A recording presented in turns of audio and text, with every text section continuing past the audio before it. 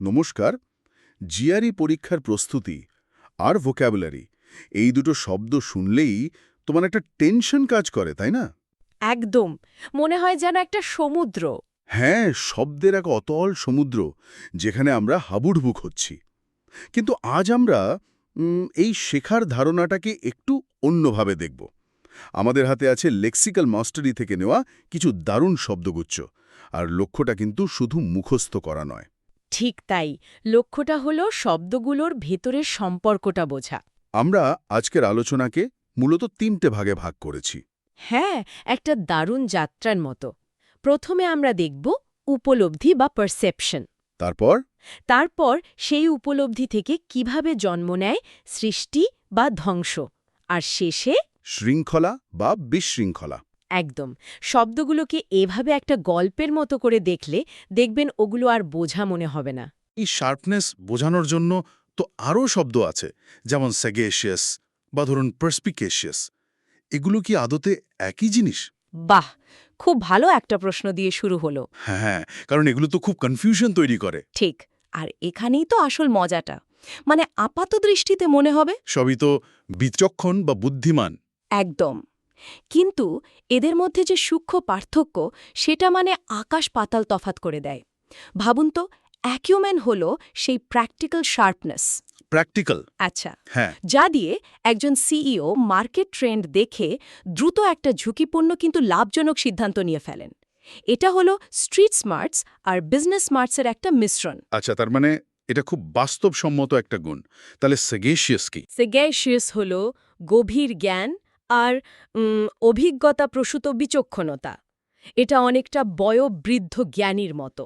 যেমন? ধরুন, একজন অভিজ্ঞ বিচারক যখন অনেক পুরনো কেস ঘেটে জীবনের অভিজ্ঞতা কাজে লাগিয়ে একটা রায় দেন, সেটা হলো তার সেগ্যাসিটি। তার মানে এখানে দ্রুততার চেয়ে গভীরতা বেশি জরুরি। একদম। মনে রাখার জন্য সেজ বা ঋষি শব্দের কথা ভাবতে পারেন। ঋষিরা সেগেশিয়াস হন। বাহ! সিইওর অ্যাকিউমেন আর বিচারকের সেগ্যাসিটি, দারুণ তুলনা। আর ৩ নম্বরে থাকা ওই অদ্ভুত শব্দটা পার্সপিকেশিয়াস। হ্যাঁ হ্যাঁ, পার্সপিকেশিয়াস। ওটা কি? এটা হলো সেই ক্ষমতা যা দিয়ে একজন ডিটেকটিভ সবার অলক্ষ্যে পড়ে থাকা একটা ছোট্ট ক্লু দেখে, পুরো রহস্যের জট খুলে ফেলে। হ্যাঁ, কোনো জটিল পরিস্থিতি বা মানুষের চরিত্রের অন্তর্নিহিত সত্যটা চট করে ধরে ফেলার ক্ষমতা। এর মূল হল পারসেপশন বা উপলব্ধি। তাহলে সংক্ষেপে বললে? অ্যাকিউমেন হল প্রায়োগিক বুদ্ধি, সেগেশিয়াস হল অভিজ্ঞতালব্ধ জ্ঞান, আর পার্সপিকেশিয়াস হল অন্তর্ভেদী দৃষ্টি। এবার বিষয়টা একদম পরিষ্কার। আচ্ছা, উপলব্ধির জগতে আর একটা খুব কমন দ্বন্দ্ব হল গাট ফিলিং আর ইনটিউশন। হুম। আমরা তো কথা বলার সময় দুটোই ব্যবহার করি শব্দ হিসেবে। ভিসেরাল আর ইনটিউটিভের মধ্যে কি তাহলে কোনো পার্থক্য আছে? আছে, এবং সেটা বেশ বড়। ভিসেরাল শব্দটা এসেছে ভিসেরা বা শরীরের অভ্যন্তরীণ অঙ্গপ্রত্যঙ্গ থেকে। আচ্ছা। তাই একটা ভিসেরাল রিয়াকশন হল পুরোপুরি শারীরিক আবেগপ্রবণ একটা অনুভূতি। ধরুন, কোনো ভয়ঙ্কর অ্যাক্সিডেন্ট দেখে আপনার সারা শরীরে কাঁটা দিয়ে উঠল। বা গা গুলিয়ে উঠল। হ্যাঁ, এটা একটা ভিসেরাল রেসপন্স। এখানে কোনো যুক্তি নেই, আছে শুধু তীব্র কাঁচা আবেগ। তার মানে এটা একটা প্রায় পশুসুলভ প্রাথমিক প্রতিক্রিয়া। একদম। অন্যদিকে ইনটিউটিভ বা স্বতঃস্ফূর্ত জ্ঞান অনেক শান্ত আর স্থির একটা ব্যাপার। এটাকে তো গাট ফিলিং বলা হয়। বলা হয় বটে, কিন্তু এর প্রকৃতি ভিন্ন। মনে করুন, কোনো কারণ ছাড়াই আপনার ভেতর থেকে মনে হলো যে এই রাস্তা দিয়ে না গিয়ে অন্য রাস্তা দিয়ে যাওয়া উচিত। হ্যাঁ, হয় এরকম। এবং পরে জানতে পারলেন ওই রাস্তায় বড় একটা জ্যাম ছিল। এই যে শান্ত অভ্যন্তরীণ উপলব্ধি, এটাই ইনটিউশন। একটা হলো আবেগের বিস্ফোরণ, অন্যটা হলো শান্ত উপলব্ধি। ঠিক। আচ্ছা, এই ক্লাস্টারের আরও দুটো শব্দ আমার মাথায় আসছে, ডিসার্ন আর পারসেপটিভ। হ্যাঁ, দুটোই তো কোনো কিছু বোঝা বা উপলব্ধি করার সাথে জড়িত। হ্যাঁ, ডিসার্ন মানে হলো দুটো জিনিসের মাঝে সূক্ষ্ম পার্থক্যটা ধরতে পারা, যেমন আসল আর নকলের মধ্যে পার্থক্য ডিসার্ন করা। আর যে মানুষ এই কাজটা খুব ভালোভাবে করতে পারে সে হলো পারসেপটিভ। একদম।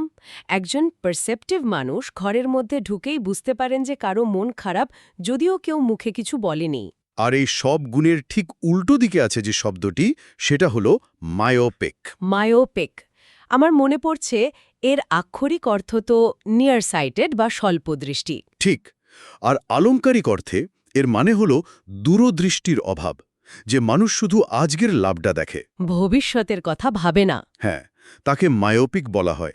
যেমন শুধু পরিবেশ দূষণ করে শিল্প স্থাপন করা একটা মায়োপিক সিদ্ধান্ত। এই যে আমরা উপলব্ধি নিয়ে এত কথা বললাম, এটা তো শুধু মনে মনে ভাবার জন্য নয়। ঠিক। এই উপলব্ধি থেকেই তো জন্ম নেয় কাজ, আর কাজ মানেই হয় কিছু তৈরি করা, না হলে কিছু ভেঙে ফেলা। আর এটাই আমাদের পরের ক্লাস্টারের মূল থিম, সৃষ্টি এবং ধ্বংস। দারুণ ট্রানজিশন। তো সৃষ্টির কথা বললে প্রথমেই মাথায় আসে বিভিন্ন জিনিসকে একসাথে মেলানোর আইডিয়াটা। এর জন্য ইংরেজিতে কি ভালো শব্দ আছে? খুব ভালো পয়েন্ট। দুটো দারুণ শব্দ আছে, অ্যামালগামেট আর কোয়ালেস। কুলস, হ্যাঁ। শুনতে প্রায় একই রকম লাগে, তাই না? কিন্তু নিশ্চয়ই পার্থক্য আছে। আছে, এবং একটা চমৎকার পার্থক্য আছে। দেখুন, অ্যামালগামেট হলো একটা পরিকল্পিত আনুষ্ঠানিক একত্রীকরণ। যেমন দুটো ব্যাংক আইনি প্রক্রিয়ার মাধ্যমে মিশে গিয়ে একটা বড় ব্যাংক তৈরি করল। তার মানে এখানে একটা নির্দিষ্ট উদ্দেশ্য আর কাঠামো আছে। একদম। আচ্ছা, তাহলে আমি যদি ঠিক বুঝে থাকি, একটা অ্যারেঞ্জড ম্যারেজকে রূপক অর্থে অ্যামালগামেট বলা যেতে পারে। হ্যাঁ, বলা যেতেই পারে। আর কোয়ালেস হলো ঠিক এর উল্টো। মানে স্বতঃস্ফূর্ত। হ্যাঁ, এটা একটা স্বতঃস্ফূর্ত প্রাকৃতিক মিলন। ভাবুন, ছোট ছোট জলকণা মেঘে পরিণত হয়, বা সোশ্যাল মিডিয়ায় ছড়িয়ে থাকা বিভিন্ন মানুষের ছোট ছোট প্রতিবাদের ধারণাগুলো একসময় কোয়ালেস করে একটা বড় আন্দোলনের রূপ নেয়। ঠিক, এখানে কোনো কেন্দ্রীয় পরিকল্পনা থাকে না, জিনিসগুলো যেন নিজে থেকেই একসাথে জুড়ে যায়। তার মানে একটা বিজনেস মার্জার হলো অ্যামালগামেট, আর একটা অনলাইন হ্যাশট্যাগ মুভমেন্ট হলো কোয়ালেস। এবার উদাহরণটা মাথায় গেঁথে গেল। এখন যদি আমরা মুদ্রার অপর পিঠ দেখি, অর্থাৎ ধ্বংস, মুছে ফেলা বোঝাতে ইফেস আর ইরাডিকেট এই দুটো শব্দ প্রায়ই দেখি। হ্যাঁ, এবং এদের মধ্যে তীব্রতার একটা বিরাট পার্থক্য আছে। তীব্রতার? হ্যাঁ, এফেস হলো কোনো কিছুর চিহ্ন বা ছাপ ধীরে ধীরে মুছে ফেলা। যেমন সময় অনেক পুরনো কষ্টের স্মৃতিকে ইফেস করে দেয়, বা ধরুন কোনো পুরনো বাড়ির দেয়াল থেকে শিলালিপি প্রায় মুছে গেছে। ঠিক তাই, মনে রাখার জন্য ভাবতে পারেন ইরেজ দ্য ফেস, মুখটা মুছে দেওয়া, কিন্তু কাঠামোটা হয়তো রয়ে গেছে। আর ইরাডিকেট শব্দটা শুনলেই মনে হয় অনেক বেশি শক্তিশালী। অনেক বেশি। ইরাডিকেট মানে হলো শিকড় শুদ্ধ উপড়ে ফেলা, পুরোপুরি নির্মূল করা। যেমন পোলিও নির্মূল। একদম, পৃথিবী থেকে পোলিও রোগ ইরাডিকেট করার অভিযান। এখানে চিহ্ন মোছার ব্যাপার নেই, অস্তিত্বটাই বিলীন করে দেওয়ার কথা বলা হচ্ছে। একটা হলো দাগ মোছা, আর অন্যটা হলো গাছটাকে শিকড়সহ উপড়ে ফেলা। আহ, দারুণ বলেছেন। এই ক্লাস্টারের অন্য শব্দগুলোও তো এই ধারণার সাথে যুক্ত, যেমন ডিসইন্টিগ্রেট। ঠিক, ডিসইন্টিগ্রেট হলো ভেঙে টুকরো টুকরো হয়ে যাওয়া। এটা অ্যামালগামেটের ঠিক বিপরীত। একটা জোড়া লাগায়, অন্যটা বিচ্ছিন্ন করে। হ্যাঁ, আর ইরাডিকেটের বিপরীত শব্দটা কি হতে পারে? নির্মূল করার বিপরীত নিশ্চয়ই কোনো কিছু বেড়ে ওঠা বা ছড়িয়ে পড়া বোঝাবে, প্রলিফারেট। এক্স্যাক্টলি, প্রলিফারেট মানে হলো সংখ্যায় বা পরিমাণে খুব দ্রুতগতিতে বেড়ে যাওয়া।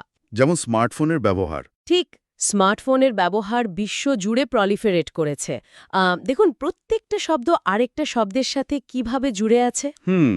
এই পুরো সৃষ্টি আর ধ্বংসের খেলাটা দেখতে গেলে মনে হয় মানুষ সবসময় এর উপর একটা নিয়ন্ত্রণ বা কাঠামো চাপিয়ে দিতে চায়। আর এখান থেকেই আমরা চলে আসতে পারি আমাদের শেষ ক্লাস্টারে, শৃঙ্খলা এবং বিশৃঙ্খলা। বাহ, অর্ডার অ্যান্ড কেওস।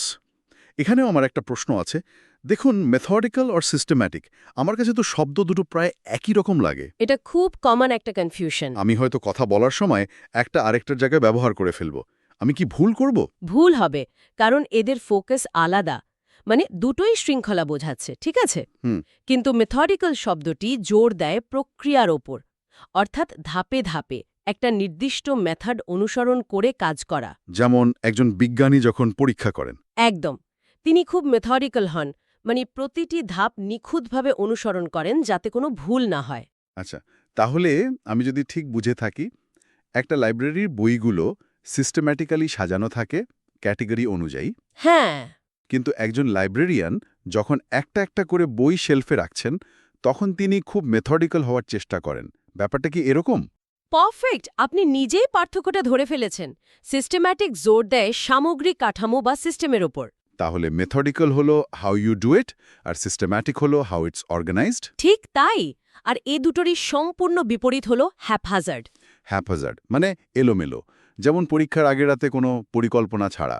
একবার এই বই একবার ওই নোট ঘাটাঘাটি করা ঠিক তাই। আমার মনে হয় আমাদের সবারই এমন একজন বন্ধু আছে বা ছিল। নিশ্চয়ই। আচ্ছা, এবার বিশৃঙ্খলার দিকে আসা যাক। সব বিশৃঙ্খলা কি একরকম? যেমন ধরুন একটা দাঙ্গা আর একটা কনসার্টের হট্টগোল। দুটোই তো বিশৃঙ্খল। হ্যাঁ, কিন্তু তাদের ধরন তো আলাদা। চমৎকার পয়েন্ট। আর এই ভিন্ন ভিন্ন ধরনের বিশৃঙ্খলা বোঝানোর জন্যই আমাদের কাছে ভিন্ন ভিন্ন শব্দ আছে, যেমন অ্যানার্কি, প্যান্ডেমোনিয়াম আর টিমলচুয়াস। শুরুটা অ্যানার্কি দিয়েই করা যাক, এটা তো বেশ পরিচিত শব্দ।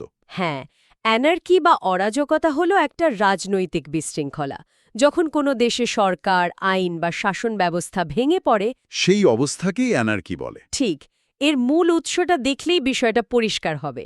গ্রিক শব্দ অ্যান মানে ছাড়া আর আর্খস মানে শাসক, অর্থাৎ শাসকবিহীন অবস্থা। আচ্ছা, তাহলে প্যান্ডেমোনিয়াম শব্দটা শুনলেই বেশ নাটকীয় মনে হয়। নাটকীয়তা বটেই। প্যান্ডেমোনিয়াম হল ব্যাপক হইচই, গোলমাল বা চরম বিশৃঙ্খলা। এটা কিন্তু কোনো রাজনৈতিক পরিস্থিতি নয়। তাহলে কি? এটা একটা সাধারণ বিশৃঙ্খল অবস্থা। যেমন প্রিয় ফুটবল দল গোল দেওয়ার পর স্টেডিয়ামে যে প্রচণ্ড হট্টগোল শুরু হয়, সেটাই প্যান্ডেমোনিয়াম। আচ্ছা, এর উৎসটাও মজার। কবি জন মিল্টন তার প্যারাডাইস লস্ট কাব্যে নরকের রাজধানীর নাম দিয়েছিলেন প্যান্ডেমোনিয়াম। প্যান মানে সব আর ডিমন মানে অসুর। অর্থাৎ সব অসুরদের থাকার জায়গা। দারুণ ব্যাপার তো। আর শেষ শব্দটি টুমলচুয়াস।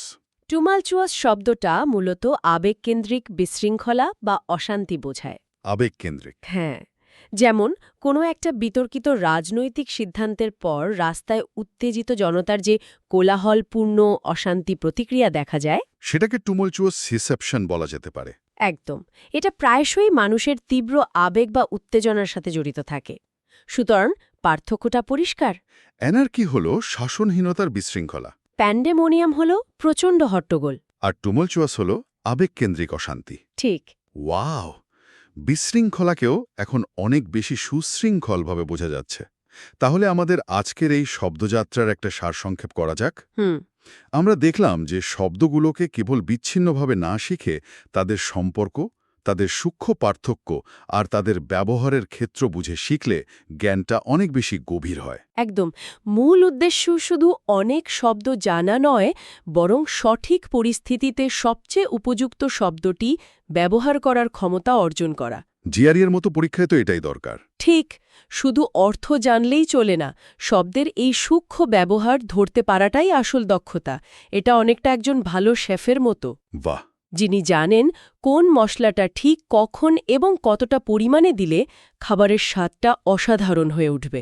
আলোচনা তো শেষ পর্যায়ে, কিন্তু যাওয়ার আগে একটা প্রশ্ন রেখে যাওয়া যাক, কি বলেন? হ্যাঁ, নিশ্চয়ই, একটা চিন্তার খোরাক। একদম। আমরা তো শৃঙ্খলা এবং বিশৃঙ্খলা নিয়ে কথা বললাম। একদিকে আছে সিস্টেম্যাটিক বা পরিকল্পিত পদ্ধতি, আর অন্যদিকে আছে হ্যাপহ্যাজার্ড বা আপাত দৃষ্টিতে এলোমেলো প্রক্রিয়া। ভাবার বিষয় হলো, কখনো কখনো কি এই এলোমেলো বা হ্যাপহ্যাজার্ড প্রক্রিয়া একটা কঠোর সিস্টেম্যাটিক প্রক্রিয়ার চেয়ে বেশি সৃজনশীল বা যুগান্তকারী ফলাফল দিতে পারে? খুব ইন্টারেস্টিং প্রশ্ন। কখন গঠন বা কাঠামোর অভাব আসলে একটা সীমাবদ্ধতা না হয়ে একটা সুবিধা হতে পারে?